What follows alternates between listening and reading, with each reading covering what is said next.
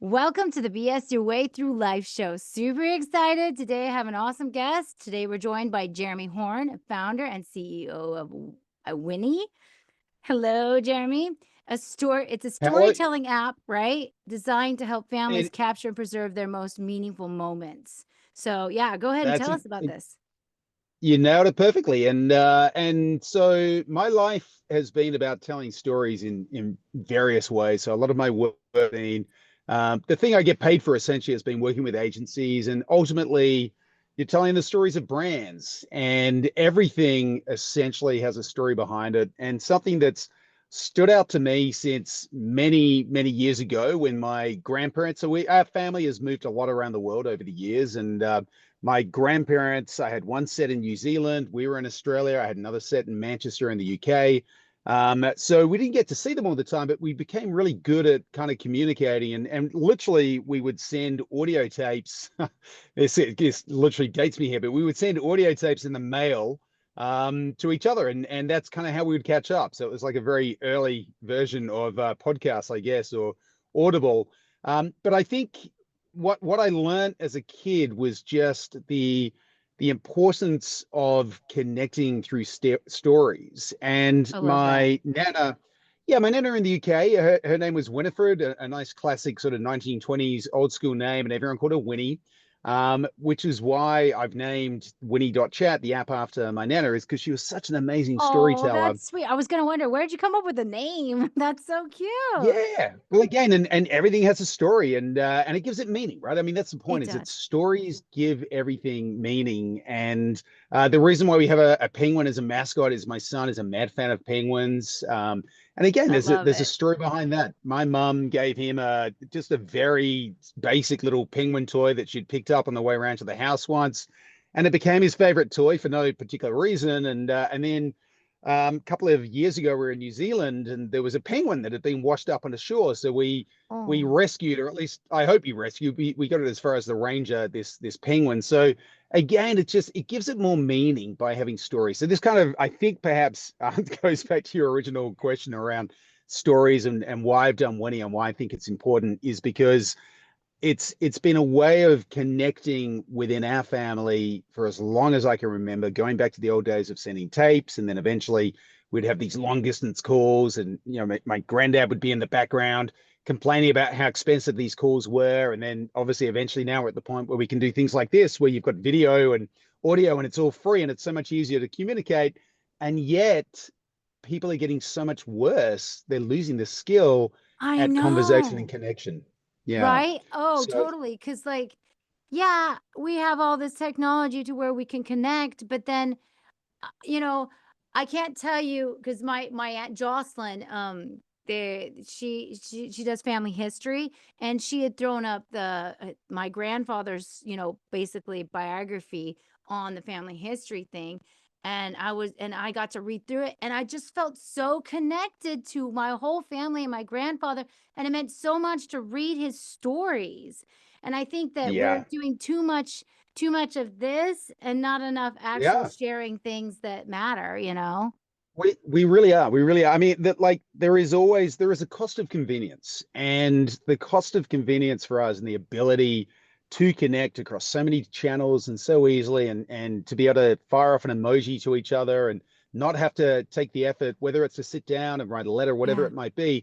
It's convenient, and we all love convenience, but there is a cost that comes with that. And one of the examples that I quite often talk about is as people get older and they accumulate all of this experience in life and this wisdom, it wasn't that long ago that we would turn to the elders within our community, which is quite often our grandparents, and it Right. gave them purpose and value because we would sit down and we would ask them everything from, like, recipes and little tips and tricks as to how do you get the cookies to rise in a certain way, and or it might even be questions around what was life like in the olden days back in Manchester and Yeah. things like this, which Yeah. are all questions that I did ask my grandparents. But a lot of these things now we default to just going onto Google, was kind of the old school way. Suddenly Google searches are now old, and now it's on ChatGPT and wherever else, Yep. Perplexity, and you can go in, you can get these answers, and it's cutting out our the long cut. I mean, we're taking the shortcut, but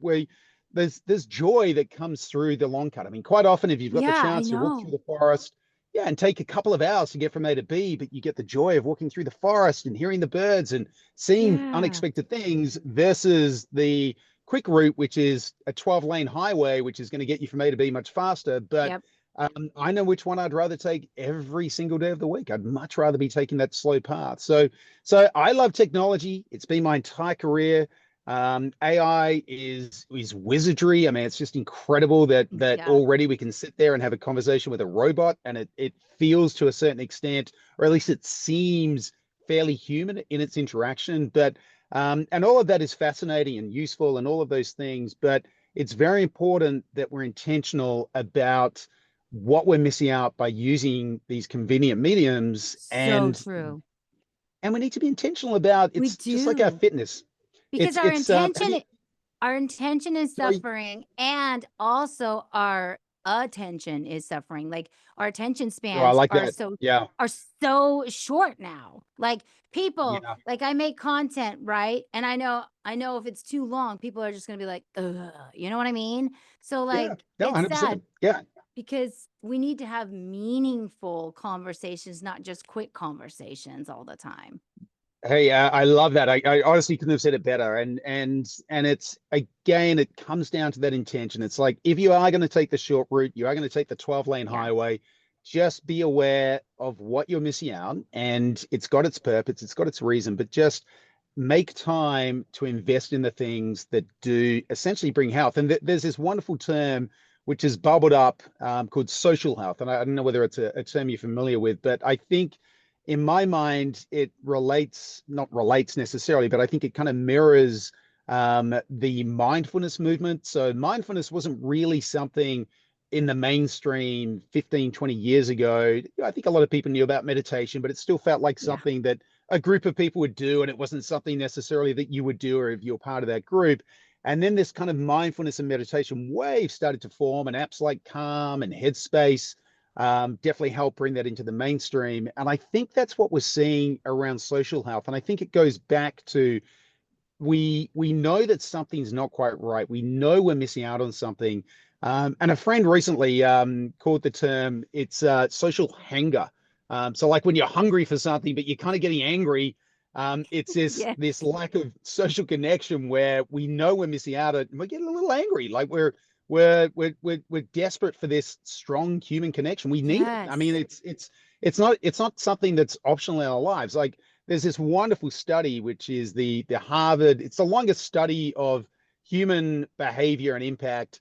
And I'm probably mincing the words a little bit, but if you know about the study, then you'll know what I'm referring to. And if you don't, definitely get online and do some research. But it's this Harvard study that started in the 20s, I think it was, and it's the longest running study of human behavior. And they were looking into everything.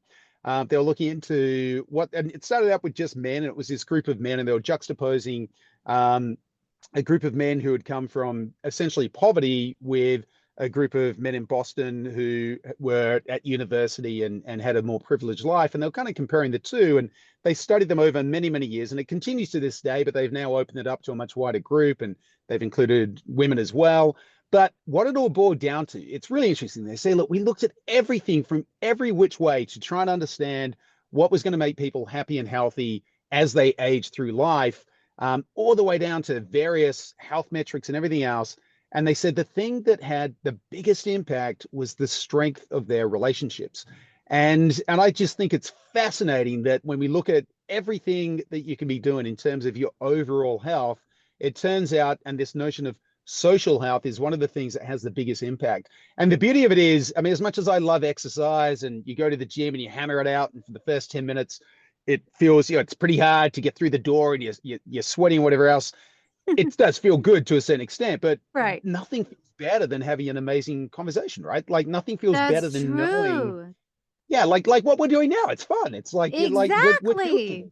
this. Yeah, Exactly. And I was just for a long time, especially as a mom, and a lot of moms and a lot of people can relate to this, but like when I become a mom, suddenly my social life just kind of went kind of died. Not because yeah, it's just because I just my focus was elsewhere. And then And same with the other moms. So their focus was, they were so focused on their little box, so to speak, is what I Yeah. like to call it, of their children and their daily agenda, that it was hard for us to ever get together or see each other. We'd see each other once a week at church, be like, "Hey, good to see you," but it'd be just 5-minute conversation. That was it. And I was sorely missing that and lacking that. And then finally, this year, one of my friends, she was just like, "We are going to get together every week." And so every week we've been getting together. And then another of my friends, I'm like, "We're getting together every week." And so we've been trying to do it. And another friend, and it just feels so good. We always have these enriching Yeah. conversations, and I just feel renewed and refreshed just by sitting down and communicating with a person. And nothing, not like there are a few things that are like as good for your health as that, and Exactly. feels so good and feels so natural. I use Yeah. the gym example because yes, it's great for your fitness, and yes, we should all be doing things for our physical health. But you essentially got these three pillars now, which is you've got your physical health, which everyone knows about. Everyone knows it's important that you stay physically healthy through diet and nutrition and exercise. And you've got your mental health, which again, everyone, yeah, the beauty of mental health is it's become a much more open conversation in this day and age. But social health was kind of getting bundled up with that. And through the work of other people, and I forget her surname, but there's this lady called Kelsey who wrote this book, and she's one of the people I'd say has really helped to bring the term social health into, it's still not mainstream, but I feel like it could get there. And because of that, now essentially you've got these three pillars of health: mental health, um, physical health, and social health. And you need all three of those to be working well. But of all of them, the one that I think is just the most fun and the most natural one to do is the social health, because it is literally, Yeah, like you said, getting together with your friends and having a conversation and chatting and regularly doing it, and you'll get the exactly. benefits of that. And when Yeah. you're doing things that like light you up and make you feel happy, you're lowering your cortisol, which means you're not having as much stress, which is so good for your health. So, 100%. Exactly. That's right. And as you get older in life, and this kind of goes back to what we were saying before, is that so we've got an aging population. We know that we've got this huge group of baby boomers who are now in their mid 70s into their 80s. yeah. My dad falls into that group, so he's 81. And they they are missing out because of what's happening in this technological boom that is mostly great, but we need to think very carefully about how do we maintain connection, especially with our aging parents and for people younger who are fortunate enough to have grandparents, in order to keep their relevance in society, because they've got such knowledge, they've got so much wisdom, and there is so Yeah. much good that comes through that connection, through those conversations that you have. And again, this goes back to what I said earlier, which is AI is fantastic, and yes, it can create the illusion of connection, and it can feel human, but it can never replace the connection that you will have with your dad or your mom or your Oh, grandparents or your no. siblings And it or shouldn't. yourself. And it shouldn't, and it can't, try as it might, it can't. No. And we all want to have a really strong relationship in those areas, but like our physical health, you've got to invest in it. You've got to make the time. You've got to be structured. You don't just turn up to the gym and randomly pick up weights. So it's Exactly. it's the same thing with your social health. Like you've got to have, what you described before was perfect. Like the idea of, right, every week we're going to do this. We're going to get together. We're going to have this group. And some people get to the point where they say, "Hey, actually, we're going to have a book club. We're going to talk about a book. We're going to have Right. a conversation started that we're going to talk through, and even bringing some structure to that." So there's different ways that you can do it, but Oh my gosh, the yes. key, I'm actually joining a the book club with a bunch of friends next week, so good. I'm pretty Yeah, excited. I love it. No, that's, and my dad's in Right? two book clubs now as well. So my mum passed away a couple of years ago, Oh, I'm and my sorry. dad, well, my dad's embraced this kind of fourth active life where he's joined these book clubs, and he's in these different groups. And my mum had Alzheimer's for, it was almost 6 years from Oh, that's diagnosis. hard.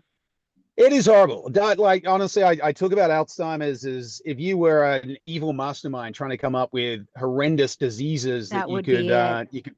That's got to be one of the worst. Yeah. I mean, Oh, there's, I absolutely. mean, Yeah, my like, father-in-law died, had Alzheimer's, and my grandfather, and I also used to be an Alzheimer's caregiver, and it was really hard. oh wow, so you've seen a Yeah. lot of it Oh, yeah. firsthand then. Yeah. I Mhm. mean, yeah, I to know. deprive people of their memories when they get to a stage in life when their memories are one of the most important things. That it's like you've Yeah. accumulated like these memories like over the course of your Mhm. life, and then that's the thing that gets chiseled away. Yeah, it's so sad. And yeah, and eventually every part. But and this kind of goes into again Winnie and why this is so important. So Winnie is an app that we've created as part of this company Storypedia, and Storypedia is this platform which I call a human connection platform.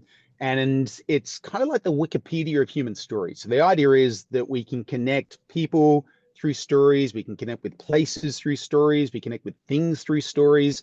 So the Winnie app has been created to focus really on our connection with family and close friends. So they're kind of like those friends who feel like family anyway. Right. And it is all about what you talked at the beginning. You mentioned you had a friend who's focused on family history and so on. And I find that fascinating. I love that I can go and I can see a tree of my family all the way back, but there's still names, and if we're lucky, maybe photos as well, and maybe a little bio that came up at their funeral or something. But it doesn't allow me to really connect with them. Exactly. Yeah, you wanna be Yeah. able to connect with the living, not just with the dead too. Well, exactly. That's a thing. Exactly. And again, like I talk a lot about how I don't want Winnie to feel like YouTube for dead people. It's actually the focus is more on how do we have a better connection with the people in our lives now, because now is what matters the Exactly. most. And in doing that, the side effect is we record these stories that eventually will go on to um, um, kind of not define us, but partly define us to future generations. And if you're intentional about those stories that you're recording, then you end up with a much richer version of yourself that people can get to know. So I would love the idea of sitting down with my great grandparents and actually being able to talk to them and ask them about life and Oh, I hear would about too. stories. Yeah, it'd be amazing, right? Like, and So we can amazing. do that.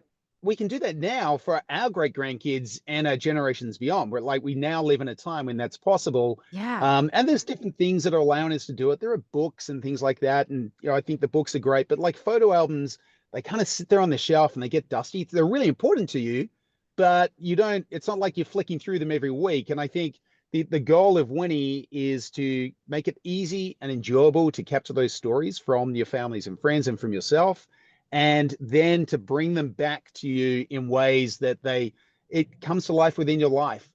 So, an example of this is I've got so many stories. I mentioned my mum having Alzheimer's, Yes. but I've been recording my parents on video for years, long before Alzheimer's was even Oh, like yeah. mentioned.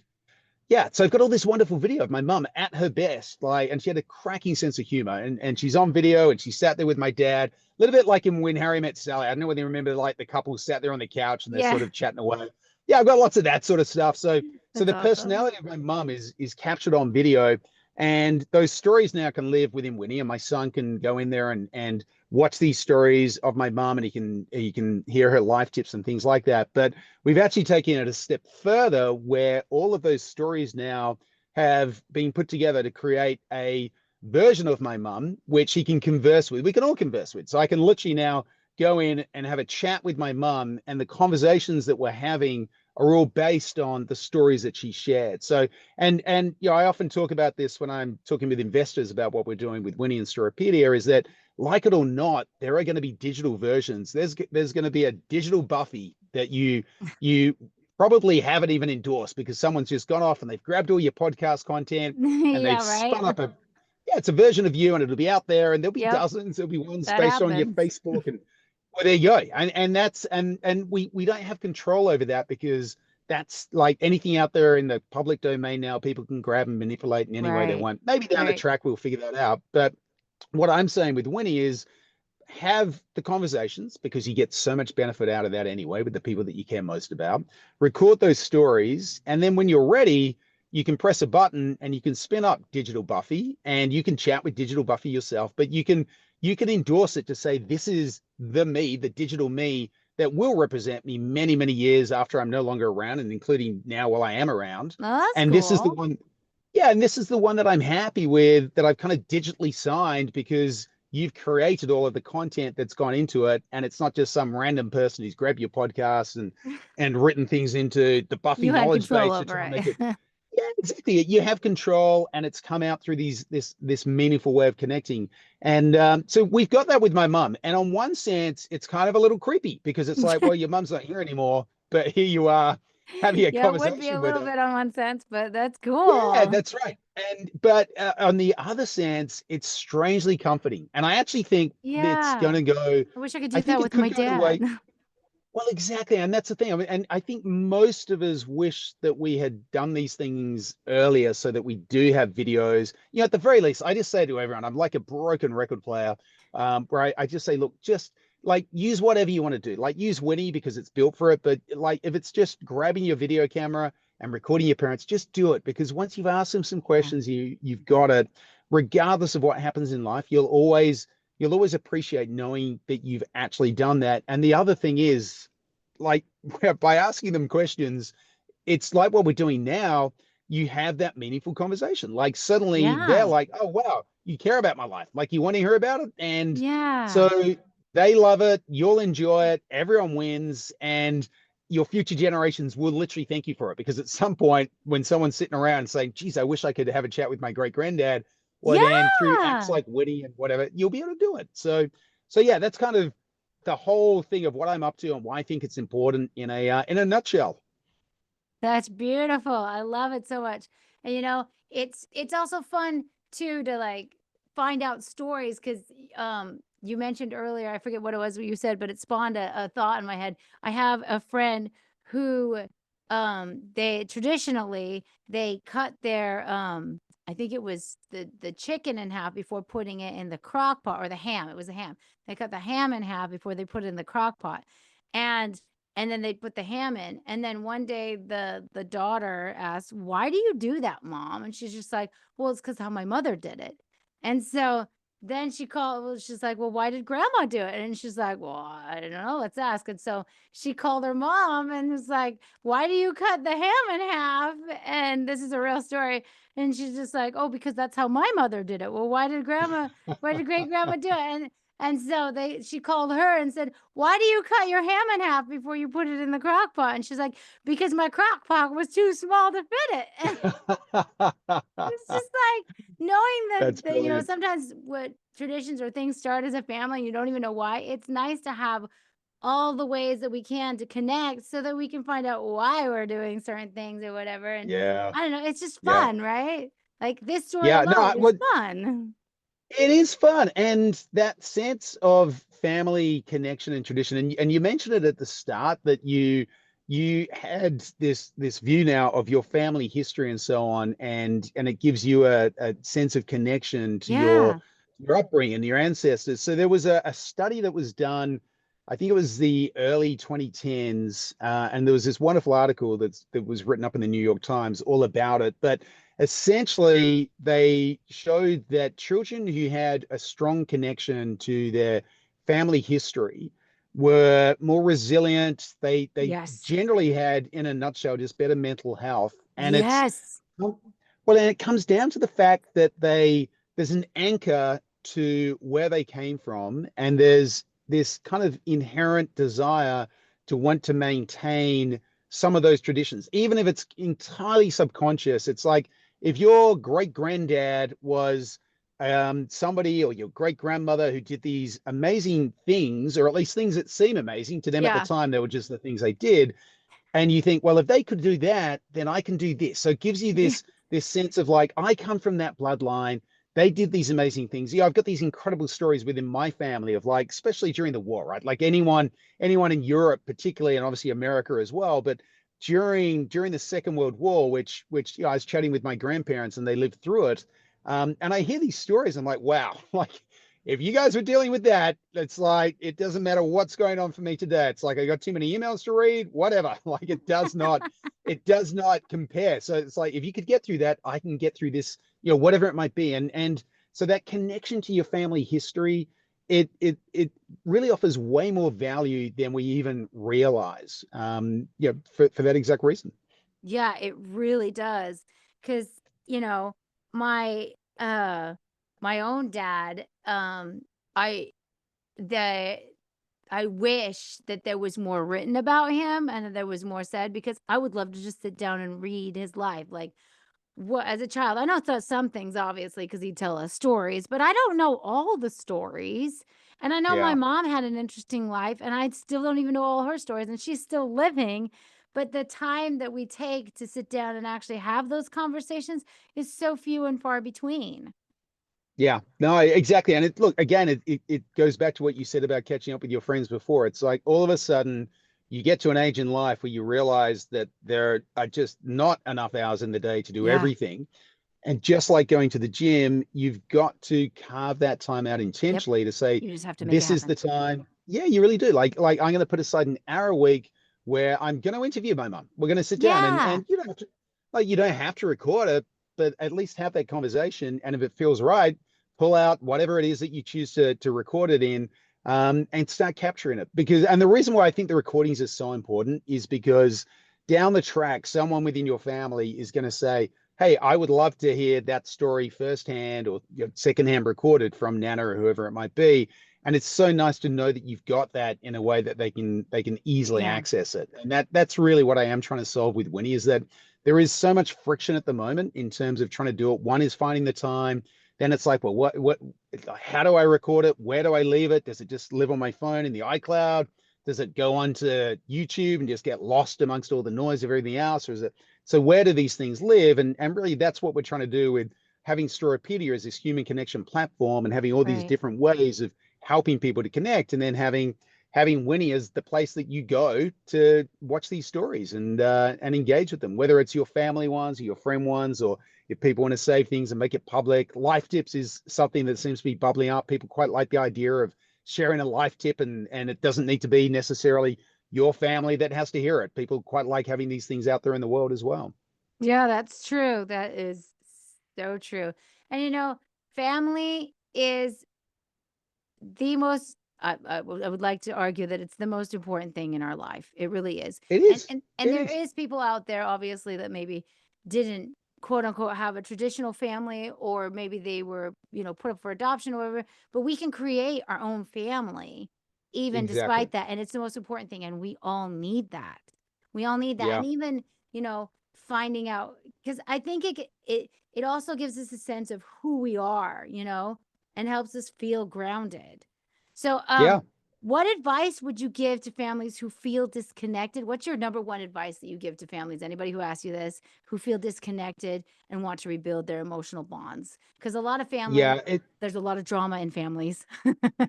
there, no, well, there is. I mean, this is this was something that a friend of mine said to me. It was like just, when you are doing these things, you've got to look at it through the lens of everybody, Uh-huh. and not every family. Yeah, I'm very fortunate that even though we're a very small family, we are a very connected family, and maybe that is because we're small, and it's like what I was saying earlier. Sometimes when you've got to fight a bit harder for things to happen, like it's not easy to sit there for an hour and record an audio tape and then stick it in the post and send it across the world and then get another one back. And then it's definitely not easy hopping on an international phone call in the 80s when they were expensive and grainy and crackly and they'd cut out all the time. And so I think Yep. sometimes when you got to fight a bit harder for something, you appreciate it quite a lot more. Um, and I think so if you are a disconnected family and you do have to fight a bit harder to try and rebuild that connection, it is something that you're going to rebuild with so much more meaning. In my experience, and I've literally done hundreds of life story interviews over the course of, I don't know, 30 odd years now, because I've had this nerdy fascination with it since I was a kid, literally. I Um, love it. everybody wants to have a good connection with their family members. Yes. Everyone wants it, but not everybody does get it because so many other things get in the way. So Hmm. my Pride. advice, yeah, pride, ego, baggage, a lot of the time, like Triggers. it's Past yeah, all of trauma. those things, right? Yeah, Yep. but everyone's doing the best they can do with whatever skill and knowledge they have at that point in time. So Yeah. so the key word really is empathy. Like, Yeah. just be empathetic to whatever it is that got in the way of your parents being able to have the relationship that you wanted. Just be empathetic to, like, whatever their background, their story is, whoever it might be that you're Yeah. trying to rebuild that And connection I think with. it's important to look at a person to be loved, not to be judged. in your Yeah. family. Yeah. People are going to live Yeah. their lives and make their decisions, and you just need to love them and let, because they're adults, especially if they're adults, they need to figure that out Yeah. 100%. before loving life 100%. judging. And well, and I think also try to find, like, go into it with the expectation that at the moment, if you don't connect on anything, go into it with the expectation that you can find one thing that you can connect on and just focus on that one thing. And the other 99 out of 100 things that bring triggers and disconnection and everything else, just accept that they're there. Don't try to solve them. Don't try to fix them. Just put them off to the side and just focus on that one thing that you can connect on. And everybody within a family can connect on the fact that they are part of the same family. So if you Right. can start a conversation around that, whether it's something, a memory that you have as kids when you're having a great time together, or a memory of a parent when things were good, a holiday that you might have had, which was a great holiday, even if the rest of them were always drama and whatever else. Find that Right. one thing that you can connect on and have a conversation around it. Just start there. Just start there. Don't expect that you're going to have it and then get frustrated that it doesn't bond everything back to this Right. this perfect vision of what you think a perfect family is. Just Right. try to get that one thing going really well. And if that's all you ever get, then that's still one better than what you've got at the moment. And you do then have connection, even if it is just across a very small ranging topic. So that's really it. Just go in, first of all, just be empathetic to the fact that everyone's doing the best they can with whatever they have. People are dealing with Yeah. everything from Yeah. mental And I health think issues to in those life. moments too, letting go of expectations or the thoughts that you had in your head of how you hoped it was going to go and it didn't go that way. Because Yeah. I've had experiences where maybe I planned something and, invited family. And in my head, I had it going this way, but it went completely different. But choosing not to be upset about how it went, instead choosing to be grateful for how it went, or whatever, or just choosing to be grateful that whatever the case is, or just letting go and whatever that is, and just not putting that negative energy into it, helps to slowly rebuild, those bonds, if that makes sense. So It I totally think, makes sense. No, it yeah. really does. It So really does. Yeah. I mean, some of the best moments of connection happen in the least expected times, right? So like when you think right. about when you have had an amazing conversation with a friend or a family member, it's generally not happening at the moments where we put so much pressure for them to happen. And Christmas is a classic one, right? Like Oh everyone yeah. gets together for Christmas. You've got one day. It's meant to be this amazing day. So much prep work's gone into it. Everyone's together. It is a day because of that, because everyone's trying to create the perfect day all at once. Quite often it does, like, arguments break out, especially when you bring your family together and all of these things, because everyone's got this expectation of this wonderful Right. day of standing around the Christmas tree singing carols, and it very rarely plays out like that. So the moments when the best connections happen are in those unexpected moments. So what I would say is try to create as many of those unexpected moments as possible. So call your friend, your family member, like create as much surface area as possible to have those meaningful moments of connection, because then you're not trying to ram it all into 1 or 2 or 3 days within the year and having so much expectation for those days to go well and thinking if we don't nail it on Christmas Day, we have to wait till next Christmas. All of that pressure generally is not going to make things work particularly well. But if you know you're going to be speaking with your friend, family member, whoever it is, on a regular basis, if it doesn't go particularly well, it doesn't matter, because you know you're going to have a chat another day pretty Yeah. soon. So there's no expectations. And that's when fluid, more real conversations tend to happen out of the blue. Yeah. So It's yeah, true. that's generally certainly that's been my experience of having conversations and just enjoying those little unexpected moments. That's beautiful. Well, Jeremy, thank you so much. I love the idea of this app. It's wonderful. I'm going to toy around with it more. I have to go get my son from the bus now. My alarm went off Yeah, for well, getting the bus. So, yeah, you use it with him, Buffy. Go and have a chat with him and pull it out. There's questions in there for kids as well, so you can sit down perfect. and yeah, I bounce love things it. around. And I'd love yeah, let's stay connected with him, Winnie. That's what it's all Yeah, about. that sounds great. Thank you so much, Jeremy. I really enjoyed having you on my podcast. This is a conversation Likewise. that we need to have more of, and everybody needs to have more of, because we really need to. If the world is connecting better with their families, the world will naturally become a better place, period. So spot on. I love it. That's a great place to wrap it up. Beautifully said. Thanks, Buffy. Thanks. Oh, how can people find you? Oh, well, head to winnie.chat. Okay, Winnie.chat. Winnie.chat. You'll be able to, yeah. Perfect. And then from And there you'll find I'll throw everything. your information up on the show notes so people can just click the Perfect. link. Yes. Thank you Wonderful. so All much. right, You Buffy. have a great day. Thank you. You too. All the Yeah. best. Bye-bye. Take care. Bye. Bye.